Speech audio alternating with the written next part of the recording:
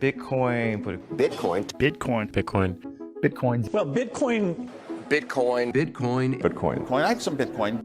Bitcoin has recently pierced into the consciousness of the mainstream. We've heard everyone from the likes of Joe Rogan, Elon Musk, to Kanye West talk about it, so much so that the word today has become a part of our lexicon. And yet, despite making its recent splash in mainstream media, majority of the world still don't truly understand Bitcoin. And I don't blame them because it's a very complicated subject. It took myself a lot of reading, learning, and watching videos before I truly finally understood how powerful of an invention Bitcoin is. And when I did, it felt like I was Neo in the movie Matrix when he finally came to his own epiphany. I know Kung Fu.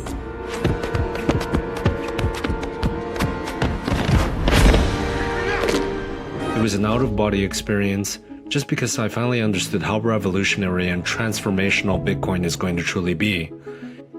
In this video, I'm going to explain to you why I believe firmly that Bitcoin is going to reach $10 million one day.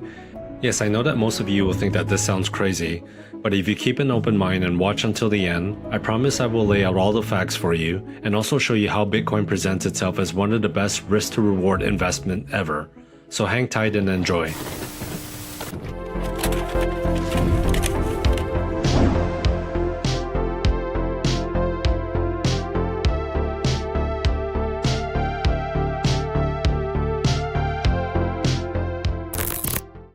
If you are relatively new to the space and find it really hard to gauge where Bitcoin's future lies, I totally get you because I was once there too. For the most part, even the mainstream media still does not fully grasp the transformational change that Bitcoin is going to usher in. You see, we are still very early into this Bitcoin and blockchain story. Just think of it this way, to fully understand Bitcoin, one must not know only concepts of economy, history, finance, politics, but they also have to be pretty tech savvy. So let's start with the history of money. The short and quick version of it is that for thousands of years we relied on precious metals such as gold and silver for trading. There's only so much gold we can dig up, so this in turn makes it very scarce and valuable, great for a medium of exchange. However, one of gold's big problem is that it's not very portable and convenient to lug around with you, and gold is not very divisible, so eventually we moved on to minting coins out of gold and silver. And then later on, with the help of printing technology, we moved on to paper money that was still backed by gold. And for half a century, Americans were able to trade in their paper money for gold at the bank. This was commonly referred to as the gold standard. Well, in 1971, President Nixon decided to take the dollar off the gold standard, therefore allowing the Federal Reserves to have full control over the money supply, essentially allowing them to print money out of thin air. And each time they do this, they dilute the current money supply, in other words, inflation of our money. Fast forward to today, all money is created and influenced by various governments and central banks around the world. This has become a huge problem, you see, because it only stands to enrich those who are in power, such as the governments and central banks. And we have countless examples of how devastating this monetary policy has been. We see countries such as Zimbabwe, Venezuela go through hyperinflation, where their money supply has been inflated at such a high rate that it requires them to take stacks of money just to buy everyday items. Here are some examples. This is how much it takes to buy a whole chicken. How about some beef? A roll of toilet paper? Or perhaps some carrots? The housing crisis. Real estate prices across the world are skyrocketing, as rich people are using them as investment vehicles instead of homes. Largely because their wealth can be protected from fiat inflation. As a result, not only does this drive house prices way beyond their fair valuation, it also makes the rich become richer and the poor become poorer, as now they are also left out of the housing market. Take a look at this website, hilariously entitled Crack Shack or Mansion. Based on how ridiculous the house prices have become in Vancouver, Canada, upwards of almost $2 million for what most would call a regular house in North America. This housing trend was largely responsible for the famous 2008 financial crash with the subprime mortgages. And what did the governments do then? They bailed out the big bankers who were largely responsible for the crash in the first place. And once again, the feds printed out more money, diluted the money supply to help out their banker friends. The crash caused many people to lose their houses, massive layoffs from their jobs, and families torn apart. It's estimated that the average American household lost a third of its net worth during the recession from the 2008 financial crash, and has since contributed to the further rising inequality gap throughout the world. Fast forward to today, take a look at the real-time national debt counter. America is at a historic all-time high debt of $23 trillion. And the global debt is sitting at $247 trillion. And renowned economists around the world are once again predicting another crash that is going to happen within the next 2 to 5 year window. At this point, it goes without saying that the monetary policy that Nixon did by taking us off the gold standard is completely flawed, as the money supply is now controlled by governments and central banks, and is showing more and more cracks day by day. Here's where Bitcoin comes into the picture and why it matters. It rose from the ashes of the 2008 financial crisis by an anonymous person or a group of individuals by the name of Satoshi Nakamoto. Poetic in the way that it has surfaced, the Bitcoin white paper revealed to us a different way of governance. A new decentralized system has evolved from the concept of the peer-to-peer decentralized BitTorrent network to something that we now refer to as the blockchain. The Bitcoin blockchain is a growing list of records called blocks, which are chained together using mathematics, code, and cryptography. It is open source, transparent, maintains a global record of an open ledger for everyone to see. A Bitcoin is divisible to 8 decimal places, making it infinitely scalable. There will only be 21 million Bitcoins ever minted. Therefore, for the first time in human history, something that is truly scarce that can be used as a global currency and a store of value. The network is decentralized by people around the world who run a Bitcoin full node, and it can be colluded. Therefore, we also know its monetary policy ahead of time. The network is guarded by what we call miners. Like counterpart to the traditional gold miners, they too are run by different individuals or groups around the world. They are rewarded with Bitcoins by dedicating their computer power, which in turn protects the network from hackers. In fact, the network is so secure that its estimated combined computer power used to mine Bitcoin is equivalent to the top 500 supercomputers around the world. It is virtually impossible to hack and has a 10-year ongoing track record to prove it, which is a great achievement to say the least, as it stands to be the biggest online honeypot for hackers and thieves. So hopefully now you understand a little of what makes Bitcoin so important. It is quite a lot to take in at first, which is why I firmly believe that we are barely into the first inning of this revolution. At this point of Bitcoin's existence, it is mostly misunderstood and highly underrated. In my opinion, Bitcoin is at the stage where the internet was in the early 1990s. Remember the rudimentary sounds your modem would make every time you wanted to connect to the internet? Needless to say, the internet had a lot of hurdles back then. Just like how Bitcoin is today, a lot of people used to underestimate how much the internet would develop. Fast forward to today, roughly 30 years later, we have companies like Google, Amazon, Apple, YouTube, Twitter, Facebook, Instagram, Uber, and all because of the internet. It surpassed all of our wildest expectations. We do our shopping online, book vacations, find out reviews for restaurants we want to go to, hotels, search for romantic partners.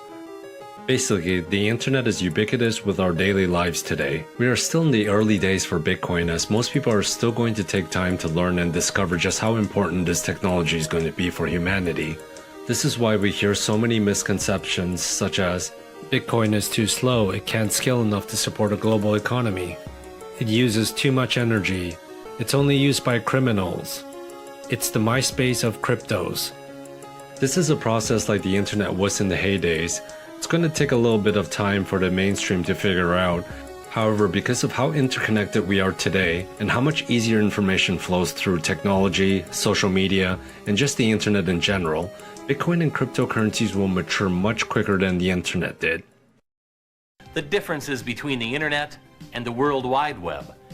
The differences between commercial online services such as the Microsoft Network, Prodigy, or America Online, and the internet. How to get connected to the web.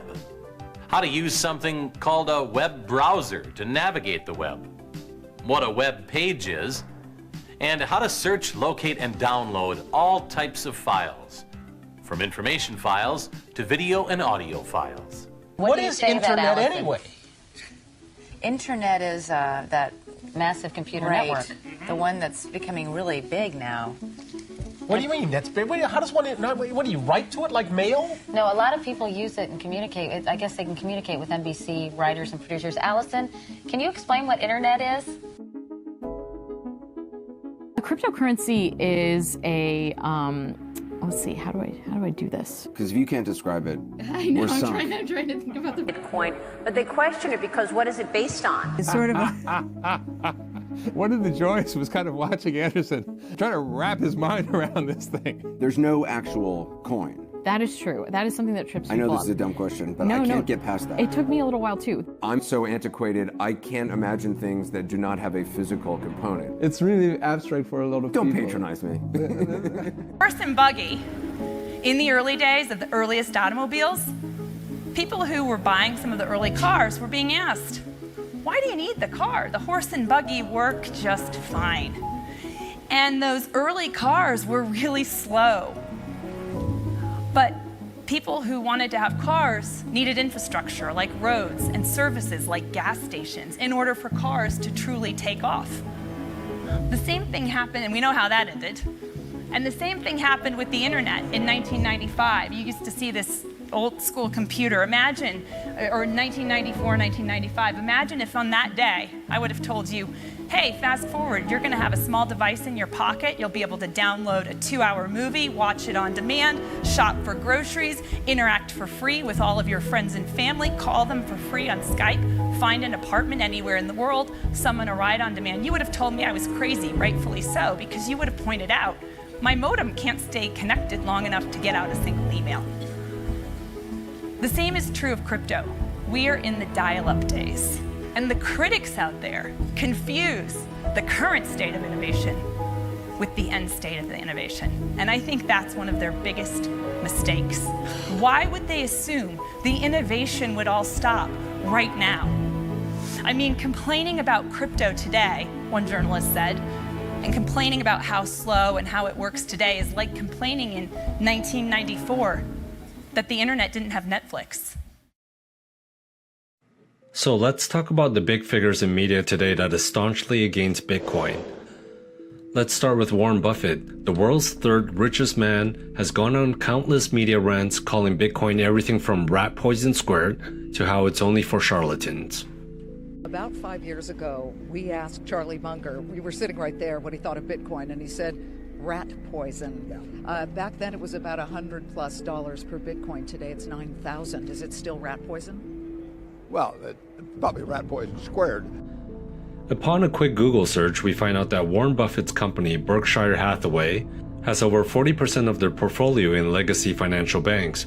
Not to mention, he's also overlooked Google, Microsoft, Apple, and Tesla in the past.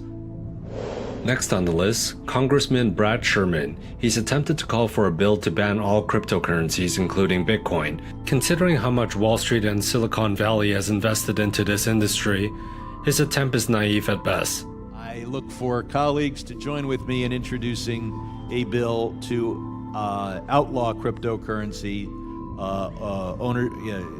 purchases by Americans so that we nip this in the bud. A further look into Mr. Sherman's background, we quickly find out that his largest campaign donors come from, you guessed it, big banks. Finally, the infamous CEO of JP Morgan, Jamie Dimon, who's had constantly gone out of his way to trash Bitcoin, calling it a fraud to a vehicle for criminals. I could care less about Bitcoin. I don't know why I said anything about it. If you're a criminal,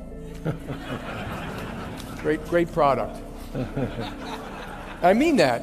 One of the more obvious ones, Jamie Dimon is the CEO of the biggest of the big four banks and formerly a board of director of the Federal Reserve Bank. What we can learn from this is that these guys from the old financial world stands to have a lot to lose as Bitcoin continuously creeps into the mainstream. Remember, these guys are not dumb, they are masters of public relations. Asking these guys what they think about Bitcoin would be like asking a taxi driver his view on Uber or Blockbuster's opinion on Netflix. Now let's flip the tables around and see what the smartest minds around the world are saying about Bitcoin. You believe that Bitcoin is going to be the world's single currency, or you hope that it is going to be the world's single currency. And I think we've seen massive value creation. Blockchain got recognized because of Bitcoin. It was a fundamental technology for Bitcoin. What an incredible thing Bitcoin is. It's still here working after I don't know how many years it's been, and it hasn't need to be changed, and it's not owned or controlled by any company. So just let me tell you where I'm at with money right now because of Bitcoin. I've been a gold bug, like I said, since '72, and the way I see the world today with Bitcoin is that there's three kinds of money. There's God's money, which is gold and silver, again, atomic number 79 and 47. Then there's government money called fiat money or currencies, which is the dollar, the euro, the yen, the peso. And the third type of money now is cyber money, which Bitcoin and Ethereum and those guys are the most famous. It's really about what's real. You know, is money fake or is it real? And I think, so the choice, when I talk to people, I said, what do you think will be here in 2040, approximately 22 years from now? Will gold still be here? Well, it's been here since eternity. Will the dollar be here? Right. I don't think so. And will blockchain be here? I think so. So that's really the way I look at the world of money and currencies, is what's going to be here in 22 years. So back to the internet, I believe the internet will have a native currency. Really? It'll have a native currency, and I don't know if it's Bitcoin. I think it will, because just given all the tests it's been through and the principles behind it, how it was created, and you know, it was something that was born on the internet, that was developed on the internet, that was tested on the internet. It is of the internet. Well, Bitcoin is exciting because it shows how cheap it can be. Bitcoin is better than currency in that you don't have to be physically in the same place, and of course for large transactions currency can get pretty inconvenient. The Bitcoin technology is key, and you could add to it or you could build a similar technology where there's enough attribution that people feel comfortable. This has nothing to do with terrorism or any type of money laundering. What excites you right now? What can you look at in the world today that you feel like, wow, that is a good idea, or that is really where the growth story is? I think there are these pockets in biotech that I find like that. You know, the one other one that I've been looking at a lot more have been the cryptocurrencies, and while I'm skeptical of most of them, I do think people are a little bit are maybe underestimating Bitcoin. It's like a reserve form of money. It's like gold, and it's just a store of value. You don't actually need to use it to make payments. And it's been, you know, there's about $70 billion worth of Bitcoin in the world. There's $9 trillion worth of gold, and if Bitcoin ends up being the cyber equivalent of gold, you know, it has a great potential that's very underestimated. That's very underestimated. That's very underestimated. Well, people question it, and I know there's been so much debate about Bitcoin, but they question it because what is it based on? I mean, you see that the dollar is based on, you know, the trust of the Treasury, the trust of the U.S. government. What is Bitcoin based on? Well, the argument it's based on the security of the map, which tells you that it can never be diluted by a government. It can't be hacked, and it's a form of money that's absolutely that's secure in an absolute way. It's hard to mine. It's actually harder to mine than gold, and so in that sense, it's more constrained. Because there's a finite amount that are going to be made. Yeah. Right. There's 21.9 million Bitcoins that are going to be made, and if enough people hold and don't sell, and enough people borrow to buy, just like we saw in the stock market. Because look. And so, yeah, so there's scarcity. So it's the point being scarcity sells. Yes, right. And there's no greater defined scarcity than Bitcoin and Ethereum. Do you own any of the, okay. Yes. Right now, it is believed that the total money supply of all fiat currencies around the world is somewhere around $80 trillion. If you consider M1, M2, M3, if you add them all up around the world. And I strongly believe that that number is artificially diluted and artificially kept small, because essentially by continuously printing, governments are disincentivizing the world and disincentivizing investors and even average people to store too much money in currency. And they're doing this because if I take $100 and I put it in my bank account, as they print money, that $100 loses purchasing power every single year. For sure. I mean, every single day where the money creation occurs, see, it's interesting because the cost of creating that money for the government is near zero. All it takes is just a push of a button, right? But essentially, every single unit of fiat currency that gets created reduces the wealth of the fiat holder around the world. And Bitcoin is an unimaginably new phenomena where, for the first time, nobody can seize your wealth. Not just directly, like they did with gold in the 30s, but just like they do with stealth inflation in fiat. Nobody can print more. And for the first time, you have this currency that you can have full, or at least very strong confidence that for the rest of your life, the percentage of the money supply of this entire system will always remain the same, which really is completely unprecedented, because even with gold, you don't have that. This current system, because the money is constantly getting diluted, people like surgeons, artisans, dentists, etc., engineers, they either have to play part-time investors on the side, or they have to sort of outsource those services to registered investment advisors and brokers, etc. And that's part of the reason why the financial system is much bigger than it has to be, and why Wall Street is just a ginormous part of the world's economy.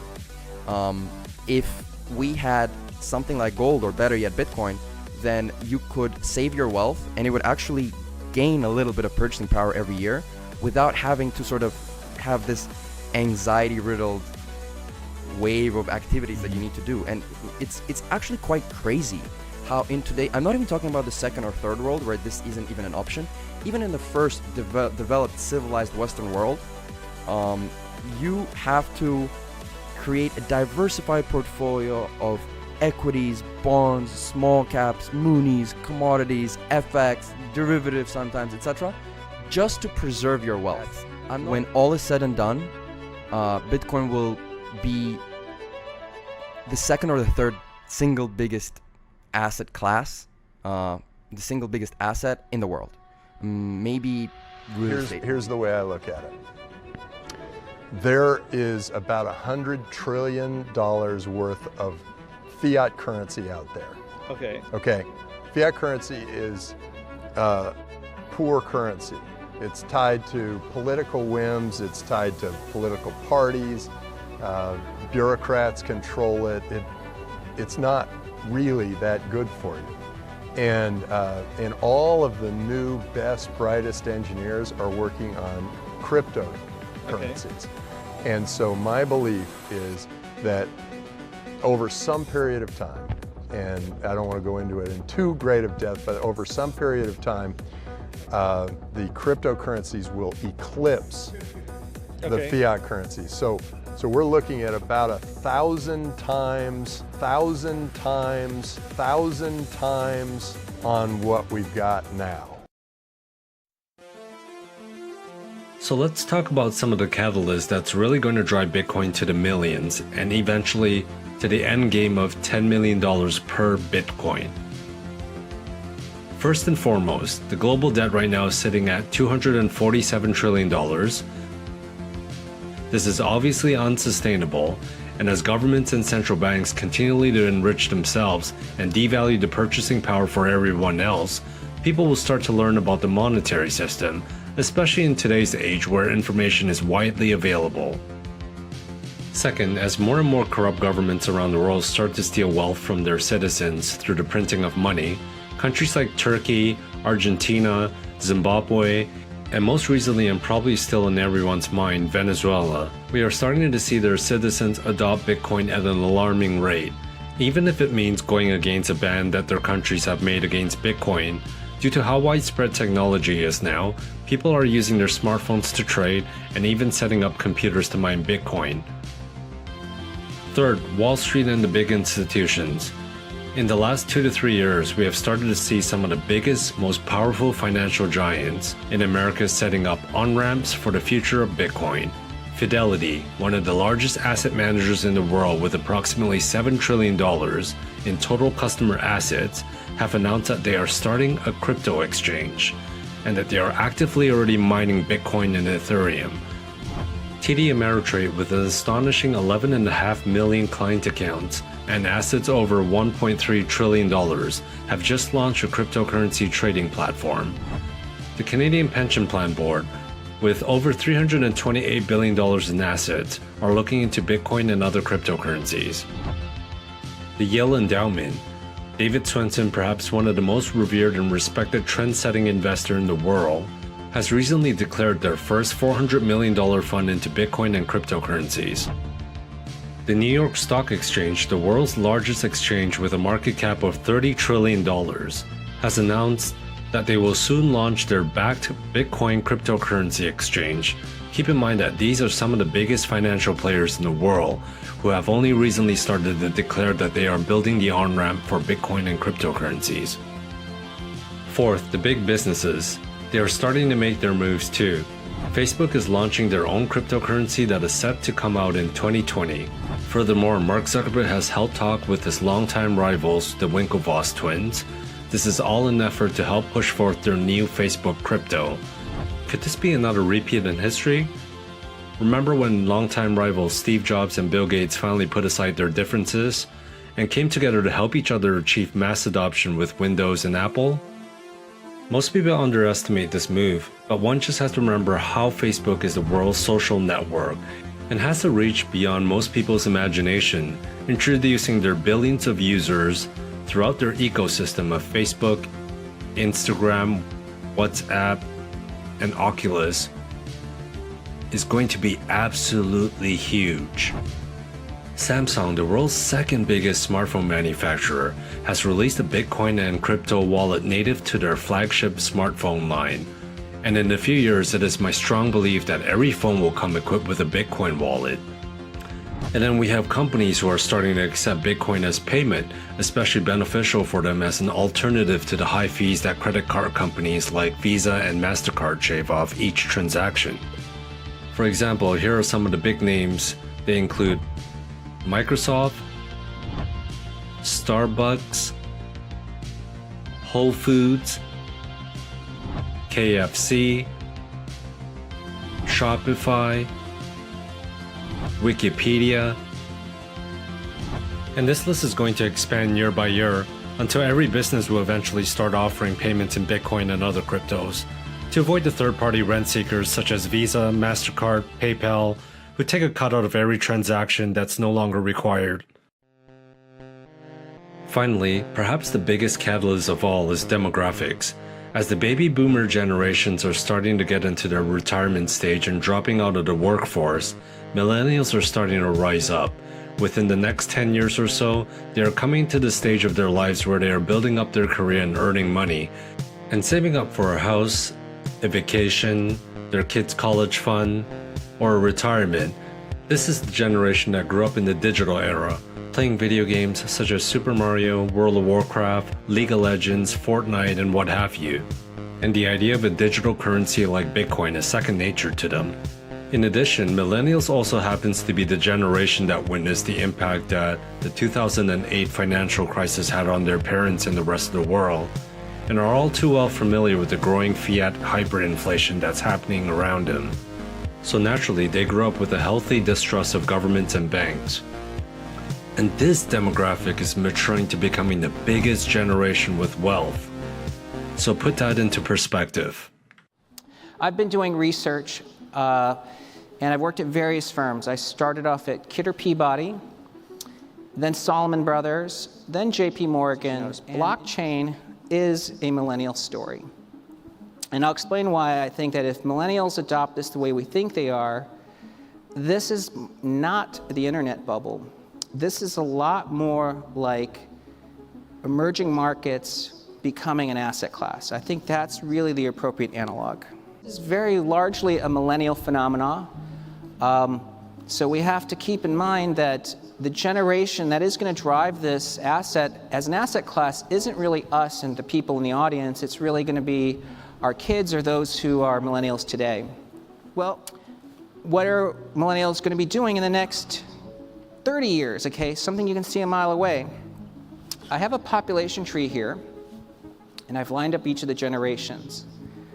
The millennials are now just entering two critical periods, the home buying years and their investing years. So let's think about housing. I've lined up each generation when they were aged 21 to 35, and I colored each. The red is silent, the boomers are light blue, Gen X is gray, and the millennials are blue, dark blue. Housing starts have peaked with every generation's peak cohort size. This tells us housing is going to likely boom through 2030. So stay long housing, I guess, right? It's really bullish. But let's talk about investment years. Savings flow, okay, so the investment pool of prime income age earners is running about $1 trillion a year today. Okay, so every year there's $1 trillion that the people aged 35 to 60 allocate. And today, it's dominated by boomers and Gen X. But the millennials are now just entering these prime income years. So what did the silent generation do when they dominated the prime savings flow? They actually bought gold. Gold was $40 when we went off the gold standard in 1971. That was the first time individuals could buy gold. And when the silent generation cohort peaked, gold was $600, a 15x in a decade, just by a single generation buying gold. The boomers, we know, bought equities. What was the first year the boomers turned age 35? 1982. That shaded blue area is their first boomers to the peak size of the cohort, 1982 to 99. Coincidence? That was essentially the stock market boom. And the question is, well, what about the Gen X, which was a smaller cohort? As you can see in the middle period, the stock market didn't go anywhere. Gen X wasn't big enough to actually power the stock market higher. But here we think the millennials are going to drive equities. They like growth stocks, so we think it's going to power a stock market boom through 2038. Gen X liked hedge funds, and you can see that's essentially peaked with Gen X. But here's what I think millennials are going to do. Now remember, millennials are going to soon have $1 trillion of savings flow. Bitcoin's rise in 2016 coincides with the first millennials entering their prime savings years. Today, crypto, for every $1 billion that goes into crypto, it's turning into roughly $25 billion of price appreciation. If millennials put 10% of their savings flow, $100 billion, into crypto, that's a $2.5 trillion rise per year. And crypto is roughly a $500 trillion market cap. So we think that you may end up seeing Bitcoin by the end of the cycle as high as $10 million per Bitcoin. Some highly intelligent financial analysts, especially the younger generation, are estimating that Bitcoin has roughly 2,000% gain from today's price to its maturity. This is what makes the risk to reward ratio so great for Bitcoin, because it's not like you have to put in a lot of money to see a high gain in the future. You don't need to buy a whole Bitcoin, which is a common misconception. You can just invest a small amount, something that you're comfortable with, and just secure it and forget about it for a few years. For example, a $500 investment today could end up being $10,000 in a few years. That's with a 2,000% gain. One thing you have to remember is that because this is a new revolutionary asset class, it means we are still early in the adopter discovery phase. And therefore, volatility comes with the territory. As Bitcoin's market cap gets bigger and bigger, more people understand Bitcoin, there will be less speculation, and in turn the volatility will even out. So if you are invested right now, or you're planning to be investing soon, You have to have a strong fundamental understanding of how Bitcoin is going to change the world. Otherwise, you might just end up ultimately selling before catching up the ride to the biggest mass adoption phase of this technology. If you believe the current system that we have is meeting the needs of the world's disenfranchised and unbanked, then you can probably go ahead and dismiss cryptocurrency. But if you believe that it would add value to the global economy to get cheap, fast, and easy access for 2 billion people in the world, then cryptocurrency is something that you ought to pay attention to. And little by little, as I traveled around the world and I got to meet people, everybody had a story. And it usually started with something like, I have this problem, or we face this problem, or we had to endure this. I remember the first time I went to Argentina, I had a chance to meet an older gentleman, and he told me a story about the many monetary collapses he had to endure. And he showed me where he buried his silver after the government's money went bad. Then he told me about how the police showed up and stole his silver. So then he went to his backyard and showed me where he buried his other silver, because the first was a decoy cache. That's how clever these people get. But that's the reality that people live in Venezuela, reality they live in Zimbabwe. And after 2008, it made me think, how far are we in the United States away from that? We have 23 trillion in debt. Our leadership continues to get more and more incompetent. The global financial markets are not healthy. A few key facts to remember. Our movement continues to grow. It's easy to get a little hopeless and think that the best times are gone, but there's actually more people in cryptocurrency today in 2019 than there were at the peak of the market in 2017. More businesses being started today, more venture capital entering the space, more diverse capital entering the space, stronger business models. Recently, Samsung just announced that apparently crypto's coming to their phones. 3 to 5 years, that's going to be a standard for pretty much every smartphone, probably including the iPhone. And all these major consumer platforms, from Messenger to Windows itself, are prime candidates to integrate infrastructure. So our movement is growing. You'd see that kind of volatility, but I think it's going to level out once the futures contract picks up steam, once options are written on, and then there's other products like ETFs and whatnot. I think you're just going to start to see it like level out and look a little bit boring. But the interesting thing is like the opportunities now.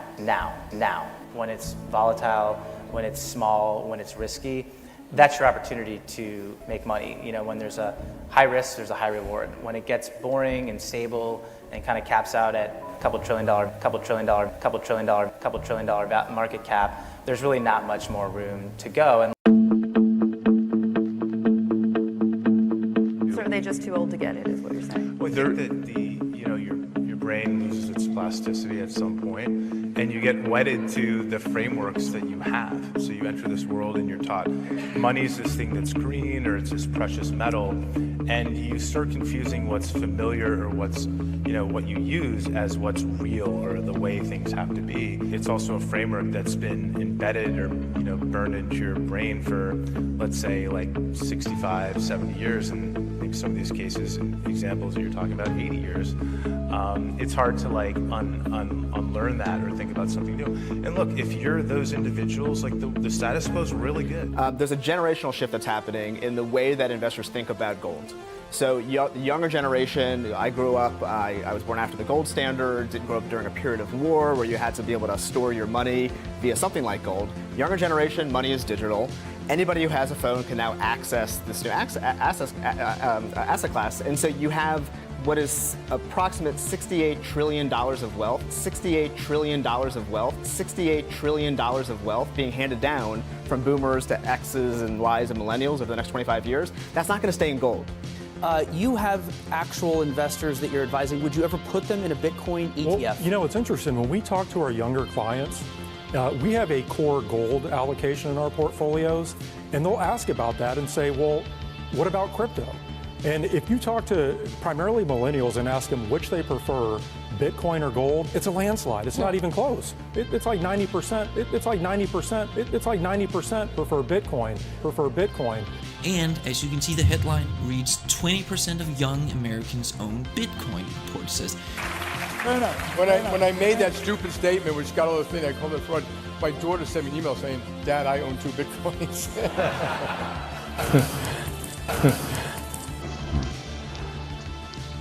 Do you know who Satoshi Nakamoto is? one. So it was the anonymous person that made Bitcoin. It's kind of like a futuristic item, you know what I mean? I think it's viable. I don't know. Like, I feel like people are gravitating more towards it. Do you know what a Bitcoin is? Yeah, every time I get on the Cash App, they say I can do the Cash App with a Bitcoin. And my girlfriend, she's been trying to learn more about Bitcoin because she wants to invest and stuff. Bitcoin, Bitcoin Cash, Litecoin, and then there's Ethereum. Litecoin. So is it kind of like the fear of change? People are just scared because it's new and like you can't touch it? Yeah, it could potentially, upset the traditional banking traditions and things like that because you don't actually need a bank Got it, okay. to use it or exchange it. That's a bit scary but exciting. Oh, cool. What do you think is the future of Bitcoin? The future is the fact that you don't have to work too hard for your money. You have access to your money in an account. What do you know about Bitcoin? Bitcoin, I know the digital currency. Yeah. I know there's like a possible future that will be taking over like the currency used today. I know a lot of countries are actually adopting it. But I've invested a small amount and I'm going to leave it in there for like years to come. Yeah. Who knows? What do you think is the future of Bitcoin? There's not going to be any more cash. It's going to be all about Bitcoin. You think Bitcoin's going to take over? Yeah. Oh, yeah, I agree with you. Thank you. I think it's on the way. It's on the come up. I mean, it's kind of low key right now. Not a bunch of people know about it, but I think it's on the way up to be one of the bigger apps of the world. Like, it's on the way up. This college? No, I'm a senior in high school. They're talking about Bitcoin in high school, and is this right? Yeah, my economics class. And what school do you go to? I go to Parkview High School. Parkview High School? Yeah. This is good. This is props for Parkview High School. In the next 10 years, it's going to be huge. It's going to blow up everywhere, you know? Do you think you'll be able to spend Bitcoin at Starbucks one day? Yeah, I think so. Really? Yeah. It's the future. Then you come up with a number of about $2 to $5 million per Bitcoin. We just wrote a piece that we believe that Bitcoin is going to go to 10 million. $10 million per Bitcoin price in today's terms, without even counting the sort of the inevitable hyperinflation of fiat currencies. And so this is my reasoning. So you think that a single Bitcoin will be worth $10 million in today's money? Mm-hmm. Yes, I do. Going to the next stage, which will be the solution to the world debt problem. Then we will go to $10 million. A single Bitcoin will be worth $10 million in today's terms for one Bitcoin. That will be a $160 trillion market cap or network value, a 2,000x increase between now and our death. So we think that you may end up seeing Bitcoin by the end of the cycle as high as $10 million per Bitcoin. $10 million per Bitcoin. $10 million per Bitcoin. The beautiful and amazing thing about Bitcoin is that not only is this technology going to be transformational to the world, it's going to liberate people from governments and banks who's had control over the money supply and the ability to fund wars through the printing of money and diluting the purchasing power of everyone else through inflation. But Bitcoin is also going to really reward those who have an early fundamental understanding of its peaceful revolution. We no longer need to rely on governments or banks to control the supply of money, and instead put the faith into mathematics, cryptography, and computers. In a funny way, if you really think about it, Bitcoin's combination of being deflationary, only 21 million Bitcoins ever will be made, decentralized, digital, uncensorable, unseizable, transparent, peer-to-peer, is really a first of its kind ever in human history, making it really a get-rich scheme and a revolution built into one. I hope you guys are just as excited about this new digital revolution as I am. If so, please hit the like, subscribe button. Also be sure to share and retweet this video to your friends and family to ensure that the newcomers into the space have the tools and knowledge to accelerate this inevitable future of Bitcoin and blockchain. The decentralized revolution has only just begun. We are all stakeholders in this ecosystem. I love you all, and I hope you have a wonderful day. Peace.